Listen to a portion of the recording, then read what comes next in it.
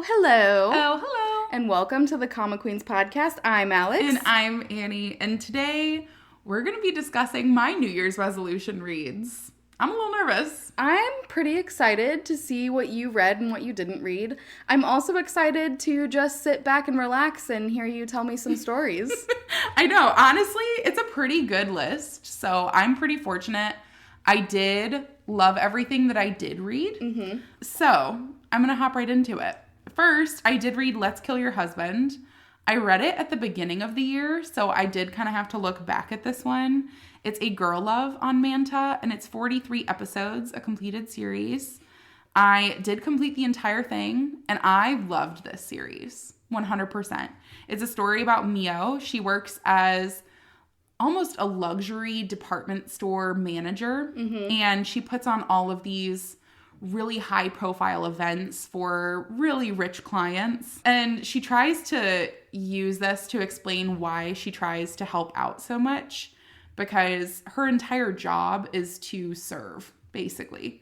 So she's always taking other people into account. She's always trying to prioritize them, cater to people's needs, whatever. She also has her best friend, GA. They've been best friends since they were really little. And she and GA, unfortunately, start to lose touch a little bit after GA gets married. She's not super concerned about it right away because, shit happens. Life gets busy. She goes, sometimes it doesn't work out for my plans, but we'll see each other eventually. And then she kind of starts to get concerned. She notices that GA is, saying, hey, I'm sick. I can't hang out, even though we had standing plans. And becomes a lot more wishy-washy. So Mio does go and show up at GA's apartment and refuses to leave. And she's like, I'll help take care of you while you're sick. I'll make you food. I know your husband works late nights, so I want to make sure you're taking care of yourself. Maybe you're sick because you're not taking care of yourself. And she and GA get into a huge argument, and GA doesn't want to let her inside. Mio does end up convincing her to open the door, and she has bruises all over her. And you find out that it's been going on now for a year where GA is being abused by her husband. So big trigger warnings for people if you can't handle the domestic abuse. It does show pretty graphically, a lot of the injuries she sustains. And it does go into detail about how it all kind of started slowly. It started with a smack, and then it just escalated so quickly. There was always a profuse apology afterwards and a promise it would never happen, and then it just kept getting worse. Yeah. And something just kind of snaps in Mio. And she goes, I have to get you out of this situation. You find out that Mio had a similar situation with her parents. She watched her mother getting abused. And Mio just kind of snaps, and she goes, we're going to kill him. I love this story. If anyone knows the Dixie Chicks or formerly... I was just thinking that this is the song Goodbye Earl. Yes. If you know formerly the Dixie Chicks, now the Chicks. Yes. Their song Goodbye Earl. It is this. Yeah. In story form. If you like the song, you're going to love this story. It is just two best friends who have so much love for each other, and they're trying to make it through a difficult situation. They're not perfect people. They don't make the best of choices. But I loved this story. Yeah. It was so good. I'm so glad you loved it. So, next, we had Chelsea Saves the World. This one I did end up completing, but it was slow for me. Yeah. I do think that action in general is just not my forte. But this is an action series on Manta. It is 69 episodes, and it is completed. I have discussed this a little bit previously, but the story revolves around Chelsea, who is just your everyday average office worker. And they find out there's just an announcement worldwide that there is an asteroid heading straight for Earth called Rama, and they're unable to change the trajectory of it. And they go, this entire thing will destroy Earth. Humankind as we know it will cease to exist. And you see him everyone's going through the stores, grabbing all of the supplies that they would need, toilet paper. You see, a grandma getting run over, every man for himself. And Chelsea ends up with one beer, and he just goes home and drinks the beer, and you see the asteroid heading straight towards him. It ends up being a Groundhog Day situation. I do love Groundhog Day. So Chelsea wakes up as a middle school version of himself. He gets to see his parents again, which makes him happy because his parents had passed away. And he goes, I think I know what I have to do. The reason I'm back here is because I need to stop this asteroid from hitting Earth. So he, in his middle school class, is asked, what do you want to be when you grow up? And he goes, I want to be an astrophysicist, and I want to create rocket engines in case asteroids are ever headed toward Earth. And they're like, wow, you weirdo. It does, however, catch the attention of another classmate named Taeku Kim, who Cholsu remembers seeing on the news, helping to make the announcement about this asteroid in the past. Mm-hmm. So they become friends. They both work together into adulthood to try to develop a way to avoid these issues with the asteroid. And they are again unable to stop it. So then Cholsu goes, okay, I must take matters into my own hands. I can't rely on another person. I have to do it all myself. And he goes through again, and he can't do it all by himself. He comes up with this idea. It even gets to a point where he's going out of his way to do interviews. Nobody at the space station that he works at believes him that this random asteroid is going to change trajectory and start heading towards Earth. And he goes, it is. And then he loses his job and still is like speaking out. He's about to get sued. Like, he's just causing all of these problems. Really, like, it's a very continuous story. And a lot of times Cholsu just seems pretty oblivious. In the end, they're able to stop the asteroid. That's the entire goal in the first place. And it's kind of about how you have to rely on other people and their strengths. And so, like, they all work together to make things happen. Like, one person is a really good investor, and so she helps by funding half of the operations that they needed, because you find out that a lot of the people at the space station were cutting funding towards the projects to help change the trajectory because they wanted like several different backup plans that they wanted to fund as well. Mm-hmm. And so it's really about like the power of working together. It's like a cute story, but I kept putting it down. Like, it didn't hold my interest the entire time because it was so repetitive. So, like, I feel like I would read, like, one instance of them trying to make it work. It wouldn't work, and then I'd put it down. So, I was glad that I read it finally. But it was kind of one of those ones that was hanging over my head a little bit. Yeah. Of, like, excuse me, ma'am. Like, even up until, like, recording this, I still had, like, a couple episodes left. And it just felt like it was forever far away. I was like, maybe I just don't finish this, even though it was like 3 episodes. So I did finish it. Little pat on the back for me. But it wasn't my favorite. Yeah. It was good. It was good. It was like a C. Mm-hmm. Nice and average. The next story that I read was Blind Play. And I'm just going to tell everyone, if you haven't learned this about me yet, I think I'm maybe demented and there are some problems. However, there's a highly serialized story called Killing and Stalking. And that story is super popular, so I don't feel as crazy because I've read some of that story, and I think that's worse than this. That's fair. So that's my little aside before people have a judgment for me. I don't think anyone's going to judge you. I don't know. Maybe some people. I mean, anyone who listens. They already know I'm crazy. Yeah. So it's fine. All right. Blind Play is a boy love thriller. It is on Leeson with 95 episodes. It's also a completed series. This story follows on. He is your average day, like a little later than college age. So like in his 20s. And he's just trying to make ends meet. He's a little bit of an entrepreneur. So he comes up with his own business where he is kind of an escort and masseuse. But he obviously crosses the line very quickly for people. And he offers a very specialty service because he says that he's blind. The only problem with this is that he's not blind. Mm-hmm. But he does it because he's able to get all these high-end clients who require the utmost secrecy. So they'll give him fake names. But An keeps all this information for himself. He's like, I saw that it was a governor that is not supposed to be gay and is married to his wife, whatever. He just kind of keeps it in his back pocket. Does he blackmail them? He thinks about it. He just knows that he has it there. Yeah. As an option. But, you know, he's trying to maintain the integrity of his business as best as you can maintain the integrity of being an escort. Mm-hmm. So there is that. At the same time, he does get a new client. His name is Seo Ilmo. Seo Ilmo is a famous author.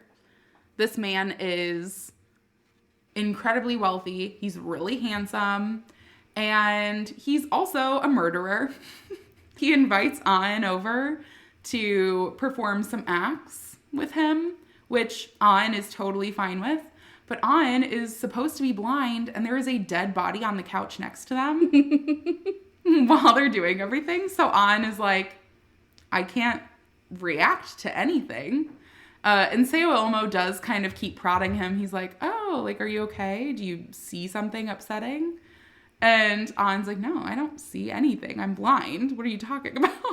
And he just does what he's supposed to and leaves. He realizes he can't say anything. And this man makes it very clear that he knows who An is and that he's not getting blackmailed. It might go the other way around. Mm-hmm. So An is just playing this game of cat and mouse now with his new consistent client, who makes it very obvious that he's just trying to push An to see how much he'll say he doesn't know and say he can't see. And it's just this game of cat and mouse of trying to figure out whether or not An will throw himself under the bus and like call the police, which is the right thing to do, or if he's going to just, pretend like he has no idea what's going on. Mm-hmm. And they have a very twisted relationship. So, unfortunately, I loved it.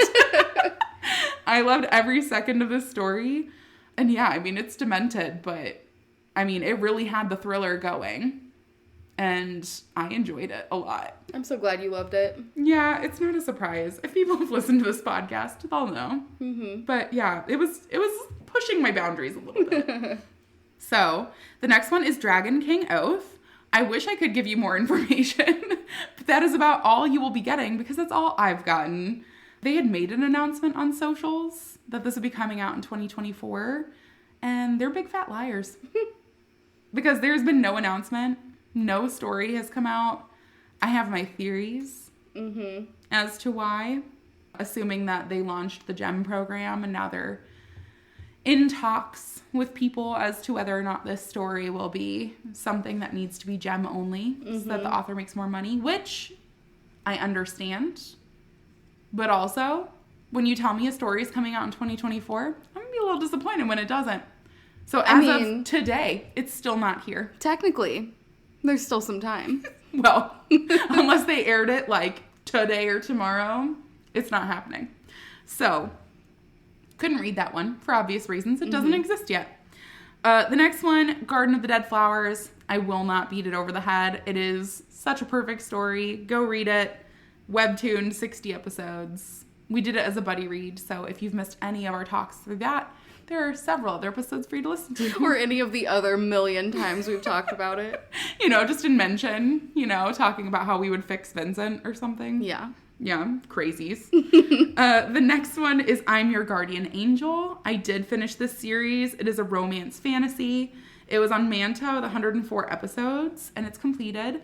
It is still on Manta, but it's now GEM only. So it's up to you whether or not you would want to read this one.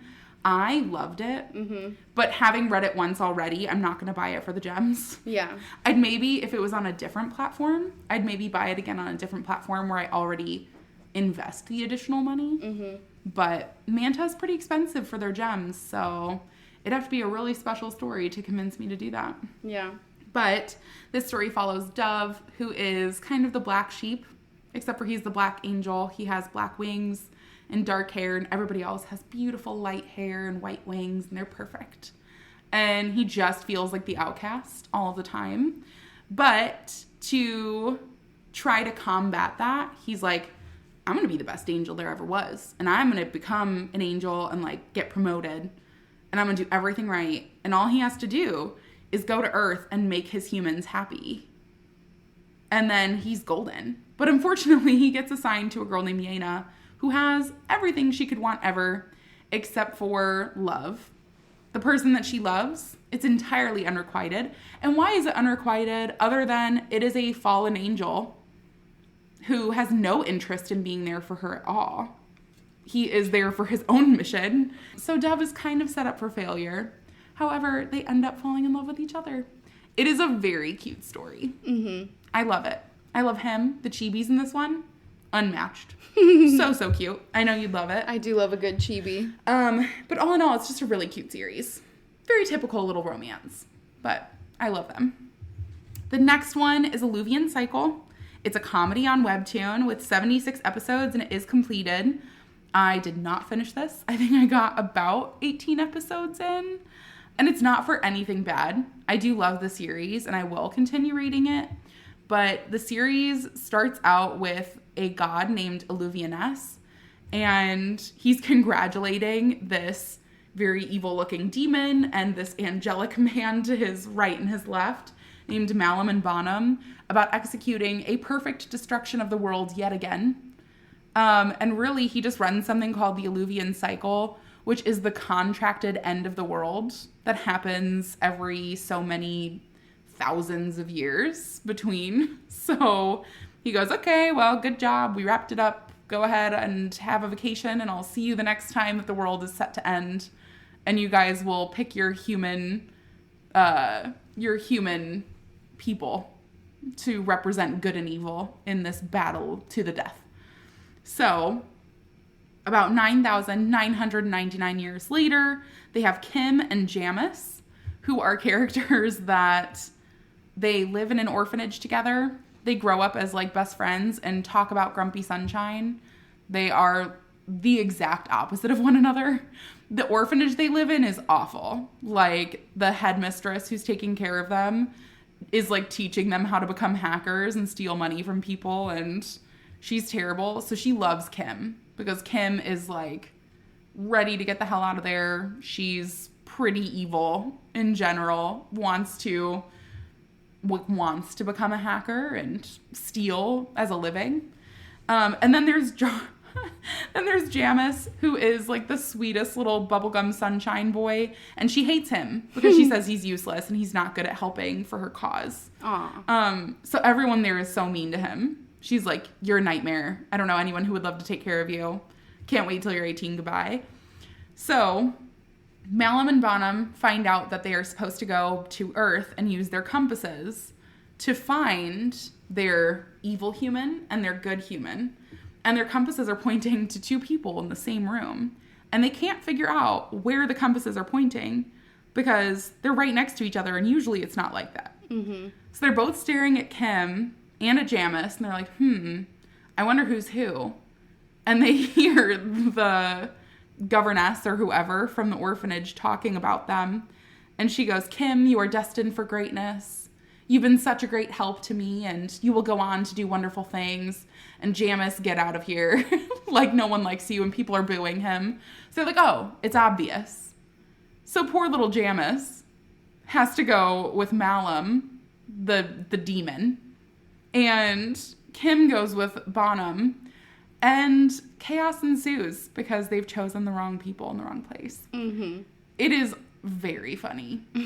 I just didn't read enough of it. I just prioritized other series over it, and then I just lost track. So that's where I'm at. I do love it. I want to continue it, and I'll probably carry it over into the next year so that I will finally catch up and read it, and especially because it's not a daily pass yet. So, highly recommend.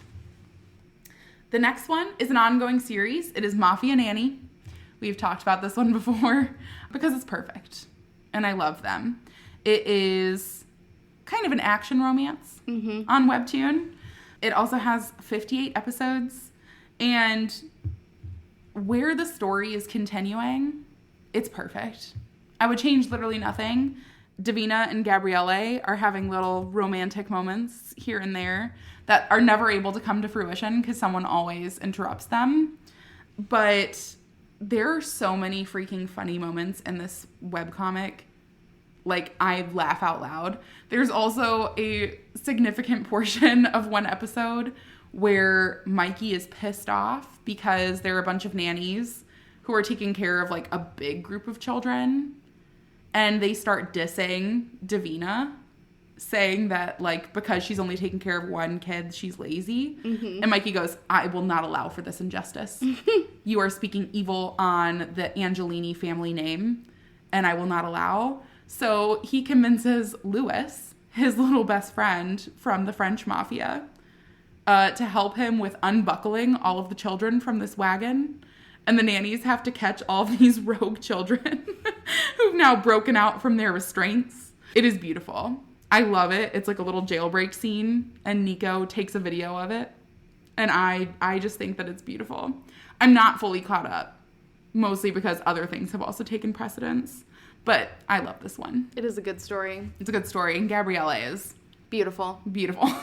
Beautiful man. Can do no wrong. But last is Gotcha. So this story is a romance fantasy on Webtoon. It's 68 episodes, and it is ongoing. I was really drawn to this one because it's a black and white series. And it's also a vampire story. So, I mean, really, you can't get much better than that. But the story revolves around Ceres. She is a fallen noblewoman who gets taken prisoner by the princes of this land who have taken her spot, really. And both of them are fighting over who's going to marry her, like, who's going to get to have her as a girlfriend, whatever else. And while they're arguing, she's just attempting her escape several times. She has several failed attempts, but she does finally cut her hair, steal a peasant's clothes, and does leave. And it's a race for them to go find her. In her escape, she does go to a nearby forest, and they're like, you should stay here. If you go into that forest at night, like, there are terrible creatures that will find you. You have to come with me and stay here. And she goes, if I stay here, I'm dead. They're not going to assume that I went into that, like, forest by myself because there are monsters there. So I'm going there. Like, that's where I'm going to be. So she does go. She does run into a vampire. His name is Blake. But he is not evil. He has his cute little bat friend. His name's Dimitri. And Blake is really just trying to help her out with escaping from these people, mostly because he doesn't like them either. So it really just becomes a friendship of convenience, and then becomes something more. Where we're at, the romance is just now starting to blossom, where she's starting to see Blake as a romantic interest. So there is a pretty nice dream of the two of them, where she's like, I never really thought of him that way. We were thinking of him that way the entire time because he is a gorgeous man. But I loved this one. To the point, I have followed the artist on Patreon. It is so beautiful, and I loved it. Well, you definitely did much better than I did on the New Year's reads. I don't know. I kind of dragged my feet a little bit on some of it. Well, I dragged my feet so much that I didn't finish 3 of them, so. I mean, things happen. No biggie. But I will say, it was very worth it. I'm glad that we picked these.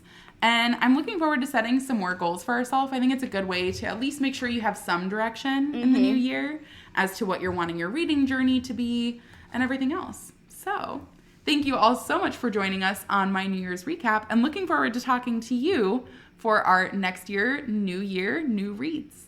Goodbye. Goodbye.